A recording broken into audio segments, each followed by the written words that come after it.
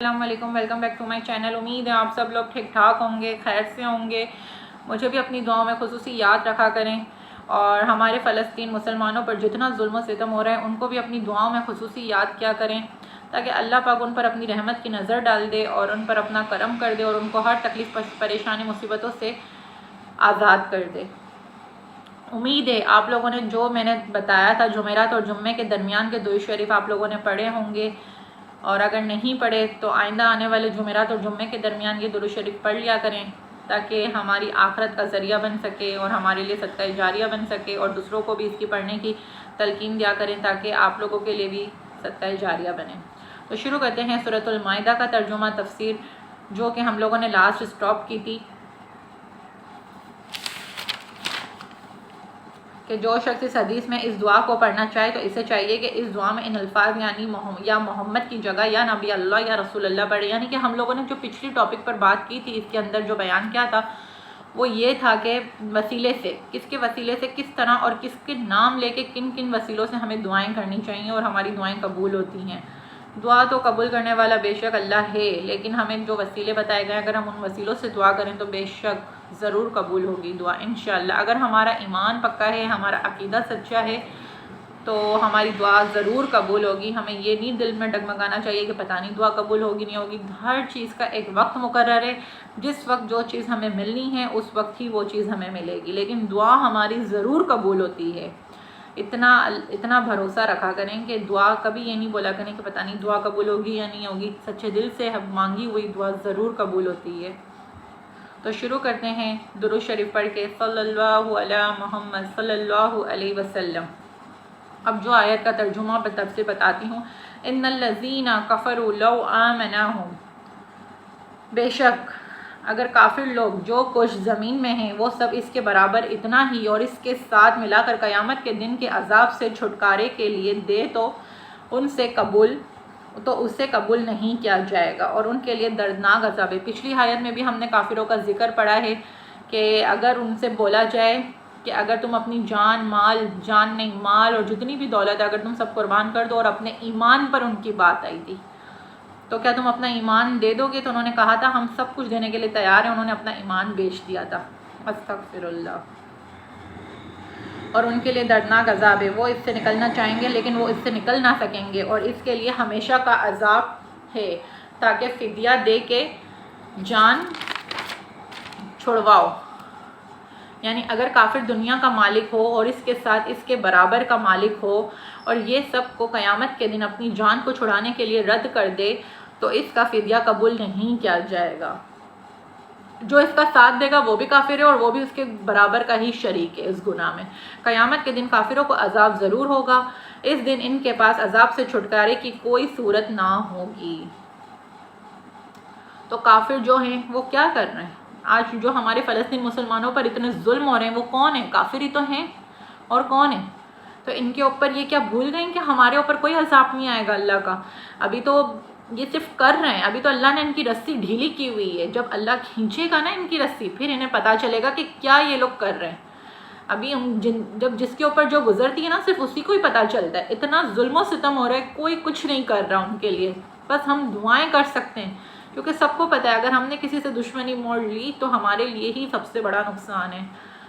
کیسی بات ہے، کتنے معصوم بچے، کتنے پیارے پیارے بچے جن کے ماں باپ شہید ہو گئے، وہ اکیلے رہ گئے اس دنیا میں۔ اللہ پاک ان کو صبر دے۔ میری ہر نماز میں سب کے لیے یہی دعائیں، آپ لوگوں سے بھی یہی کہوں گی کہ ان کے لیے پلیز دعائیں کیا کریں۔ اللہ پاک دعاؤں سے سب کچھ بدل دیتا ہے۔ پتہ نہیں کون انسان، کون شخص ایسا ہو جس کی دعا اللہ پاک قبول کر لے۔ تو پلیز ہر نماز میں ان کے لیے دعا کیا کریں، چلتے پھرتے ان کے لیے دعا کیا کریں، ان بچوں کے لیے جو معصوم بچے ہیں، جو بے گھر ہو گئے، جن کے ماں باپ شہید ہو گئے، اللہ پاک ان کو صبر عطا کرے، آمین۔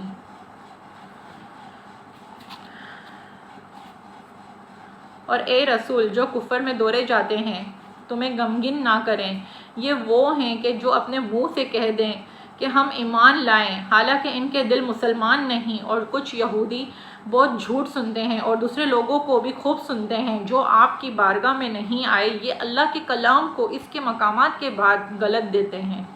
اس میں کہتے ہیں کہ اگر تمہیں تحریف والا حکم ملے تو اسے لے لینا، اگر تمہیں یہ نہ ملے تو بیچ لینا، اور جسے اللہ گمراہ کرنا چاہے تو اے مخاطب ہرگز اسے اللہ سے بچانے کا اختیار نہیں رکھتا۔ یہی وہ لوگ ہیں جن کے دلوں کو پاک کرنے کا اللہ نے ارادہ نہیں فرمایا، ان کے لیے دنیا میں رسوائی ہے اور ان کے لیے آخرت میں بڑا عذاب ہے۔ جو کفر میں دورے جاتے ہیں تمہیں غمگین نہ کریں۔ یہاں سے منافقین کی حرکتوں کا بیان شروع ہوتا ہے۔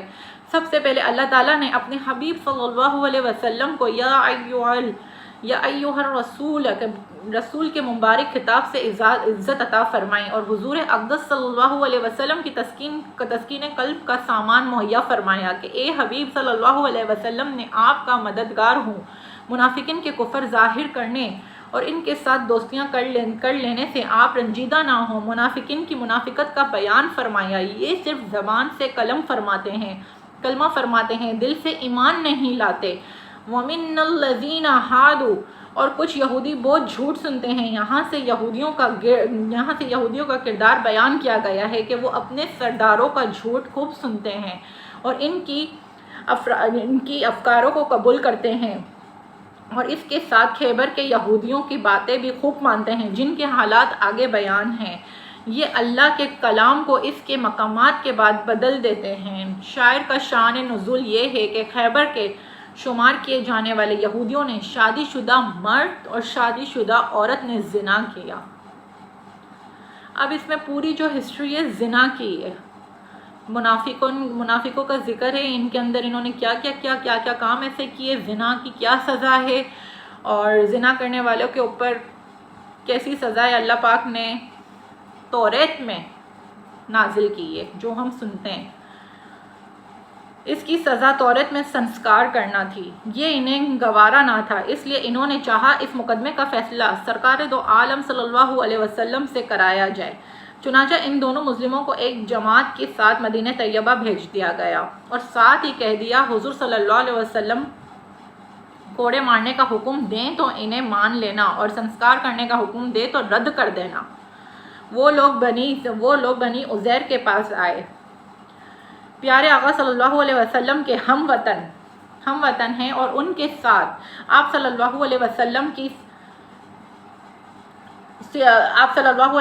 کی سلو بھی ہے، لہٰذا آپ صلی اللہ علیہ وسلم کی سفارش سے کام بن جائے گا۔ یہودیوں میں سے کعب بن اشرف اور کچھ لوگ انہیں لے کر تاجدار رسالت صلی اللہ علیہ وسلم کی خدمت میں حاضر ہوئے اور مسئلہ دریافت کیا۔ حضور پور نور صلی اللہ علیہ وسلم نے فرمایا، کیا میرا فیصلہ مانو گے؟ انہوں نے اقرار کیا۔ رسول صلی اللہ علیہ وسلم نے رجم یعنی سنسکار کرنے کا حکم دے دیا۔ یہودیوں نے اس حکم کو ہرگز نہ مانا اور انکار کر دیا تو حضور صلی اللہ علیہ وسلم نے ارشاد فرمایا، تم میں ایک نوجوان ابن سوریہ ہے، کیا تم جانتے ہو؟ کہنے لگے ہاں۔ سرکار دو عالم صلی اللہ علیہ وسلم نے کہا، وہ کیسا آدمی ہے؟ اس کو بلاؤ۔ جب اسے بلایا گیا اور جب وہ حاضر ہوا تو حضور صلی اللہ علیہ وسلم نے فرمایا، کیا تو ابن سوریہ ہے؟ اس نے عرض کی، جی ہاں۔ ارشاد فرمایا، کیا یہودیوں میں سب سے بڑا عالم تو ہے؟ جی ہاں۔ اس نے کہا، لوگ تو ایسا ہی کہتے ہیں۔ حضور صلی اللہ علیہ وسلم نے یہودیوں سے فرمایا کہ اس کے معاملے میں تم اس کی بات مانو گے؟ سب نے اقرار کیا۔ پھر آپ صلی اللہ علیہ وسلم نے ابن سوریہ سے فرمایا، میں تجھے اللہ عز و جل کی قسم دیتا ہوں جس کے سوا کوئی معبود نہیں، جس نے حضرت موسیٰ علیہ السلام پر توریت نازل فرمائی اور تم لوگوں کو مصر سے نکالا اور تمہارے لیے دریا میں راہ بنائی اور تمہیں نجات دی، فرعون کو غرق کیا اور تمہارے لیے بادل کو سایہ بنایا، من و سلوہ نازل فرمایا اور اپنی کتاب نازل فرمائی جس میں حلال و حرام کا بیان ہے۔ کیا تمہاری کتاب میں شادی شدہ مرد اور عورت کو سنسکار کرنے کا حکم دیا گیا ہے؟ ابن سوریہ نے عرض کی، بے شک یہ حکم توریت میں ہے، اس کی قسم جس کا آپ صلی اللہ علیہ وسلم نے مجھ سے ذکر کیا، اگر مجھے عذاب نازل ہونے کا اندیشہ ہوتا، یعنی کہ ان عذاب نہ ہونے کا اندیشہ نہ ہوتا تو میں اقرار نہ کرتا اور جھوٹ بول دیتا، مگر یہ فرمایا آپ صلی اللہ علیہ وسلم کتاب میں اس کا کہاں حکم ہے؟ سرکار دو عالم صلی اللہ علیہ وسلم نے ارشاد فرمایا، جب 4 عادل اور معتبر گواہوں کی گواہی سے زنا صراحت کے ساتھ ثابت ہو جائے تو سنسکار کرنا واجب ہو جاتا ہے۔ ابن سوریہ نے عرض کی خدا کی قسم بالکل ایسا ہی ہے توریت میں۔ حضور صلی اللہ علیہ وسلم نے ابن سوریہ سے دریافت فرمایا کہ حکم الہی میں تبدیلی کس طرح واقع ہوئی؟ صلو علی الحبیب صلی اللہ تعالی علی محمد۔ تو عرض کیا ہمارا دستور یہ تھا کہ ہم کسی امیر کو پکڑتے تو چھوڑ دیتے اور غریب آدمی پر حد قائم کر دیتے۔ اس طرز عمل سے عمرہ میں زنا کی بہت کثرت ہو گئی، یہاں تک کہ ایک مرتبہ بادشاہ کے چچا زاد بھائی نے زنا کیا تو ہم نے اس کو شکار کیا، ہم نے اس کو سنسار نہ کیا۔ پھر ایک دوسرے شخص نے اپنی قوم کی عورت سے زنا کیا تو بادشاہ اس کو سنسار کرنا چاہا تو اس کی قوم اٹھ کھڑی ہوئی کہ جب تک بادشاہ کے بھائی کو سنسار نہ کیا جائے اس وقت ہرگز اس کو سنسار نہ کیا جائے گا۔ تب ہم نے امیر اور غریب سب کے لیے ایک ہی سزا نکالی کہ 40 کوڑے مارے جائیں گے اور منہ کالا کر کے گدھے پر الٹا بٹھا کر کھیر میں شست کرائی جائے گا۔ یہ سن کر یہودی بہت بگڑے اور ابن سوریہ کو کہنے لگے تو نے انہیں یعنی نبی صلی اللہ علیہ وسلم کو بڑی جلدی خبر دے دی، اور ہم نے جتنی تیری تعریف کی تھی تو اس کے مستحق نہیں۔ ابن سوریہ نے کہا حضور اقدس صلی اللہ علیہ وسلم نے مجھے توریت کی قسم دلائی، اگر مجھے عذاب کا اندیشہ نہ ہوتا تو آپ صلی اللہ علیہ وسلم کو خبر نہ دیتا۔ اس کے بعد نبی صلی اللہ علیہ وسلم کے حکم سے ان دونوں زناگاروں کو سنسکار کر دیا گیا۔ آج میں نے یہ ویڈیو اس لیے تھوڑی زیادہ بنا لی کیونکہ یہ ایک پورا واقعہ تھا زنا کا۔ اگر میں اس کو اسٹاپ کر دیتی تو یہ واقعہ ہمیں سمجھ نہ آتا کہ زنا کرنے والوں کو سنسکار کرنے کا حکم دیا گیا ہے توریت میں۔ تو یہ ایک واقعہ تھا۔ آج کل تو یہ دیکھیں زنا کتنا عام ہو چکا ہے، کوئی ڈر ہی نہیں ہے، کوئی خوف خدا ہی نہیں ہے، جس کا جب دل کر رہا ہے جو دل کر رہا ہے، چاہے عورت ہو یا مرد، یہ سب چیزیں اب بہت عام ہو گئی ہیں، لیکن اس کی سزا بہت خطرناک ہے۔ تو جو ان چیزوں میں پڑے ہوئے ہیں خدا را ان چیزوں سے دور ہو جائیں اور اللہ سے معافی مانگ لیں۔ اللہ پاک سچی توبہ ضرور قبول کرتا ہے۔ اگر آپ سچی توبہ کر لیں گے تو انشاءاللہ مجھے میرے رب سے پوری امید ہے، اللہ پاک بخشنے والا ہے، اللہ آپ لوگوں کو ضرور بخش دے گا۔ تو بس اپنے جو بھی انسان جو بھی کسی قسم کا گناہ کرتا ہے اس کو اپنے گناہوں کی سچے دل سے توبہ کر لینی چاہیے۔ میرے رب کی ذات بہت بڑی ہے، اللہ پاک ضرور بخشنے والا ہے۔ اور جب میں تفسیر کرتی ہوں، بیان کرتی ہوں تو میں خود اتنی ایموشنل ہو رہی ہوتی ہوں کہ مجھ سے کبھی ورڈ بھی غلط نکل جاتے ہیں، لیکن میری کوشش یہی ہوتی ہے کہ میں تفسیر اور بیان بالکل اس طریقے سے کروں کہ آپ لوگوں تک یہ باتیں آپ لوگوں کو سمجھ آئیں۔ لیکن کبھی میری زبان تھوڑی سی رک جاتی ہے کہ میں پڑھتے بولتے میں تھوڑی سی کہیں نہ کہیں اٹک جاتی ہوں۔ تو بس مجھے اس چیز کا بھی بہت دکھ ہوتا ہے کہ میں کیوں اٹکتی ہوں، لیکن کبھی جب انسان روانگی سے کوئی بات کر رہا ہوتا ہے تو کہیں نہ کہیں وہ اٹک جاتا ہے۔ تو میں اللہ سے دعا کرتی ہوں پڑھنے کے بعد بھی اور یہ ویڈیو بنانے کے بعد بھی کہ مجھ سے جو بھی غلطی ہوئی خدا را مجھے معاف کر دینا، کیونکہ یہ قرآنی آیتیں ہیں، یہ کوئی عام چیز نہیں ہے جس کا ہم اللہ سے توبہ نہ کریں۔ ہمیں اللہ سے ہر وقت توبہ کرتے رہنا چاہیے۔ ہمیں نہیں پتہ ہم کب کہاں گناہ کر جاتے ہیں۔ تو بس ہم جس طرح سے میں آپ کو ہر ویڈیو میں ایک میسیج دیتی ہوں، ہمیں کسی کی دل آزاری نہیں کرنی چاہیے، ہمیں کسی کا برا نہیں سوچنا چاہیے، ہمیں کسی کی کوئی پنچایت نہیں ہونی چاہیے، ہمیں صرف اور صرف اپنے آپ کو درست کرنا ہے۔ ہم اپنے آپ کو درست کریں گے تو ہمارے اعمال صحیح ہوں گے جو ہمارے ساتھ قبر میں جائیں گے۔ تو بس آپ لوگ میرے لیے دعا کریں، میں آپ لوگوں کے لیے دعا کروں، اللہ ہم سب لوگوں کو نیکی کی ہدایت دے اور ہم سیدھی راہ اختیار کریں۔ اور جو بھی میں نے آج تفسیر کی، جو بھی بیان کیا، آپ لوگ امید ہے کہ آپ لوگ اس کو آگے پہنچائیں، دوسروں تک بھی یہ چیزیں بتائیں۔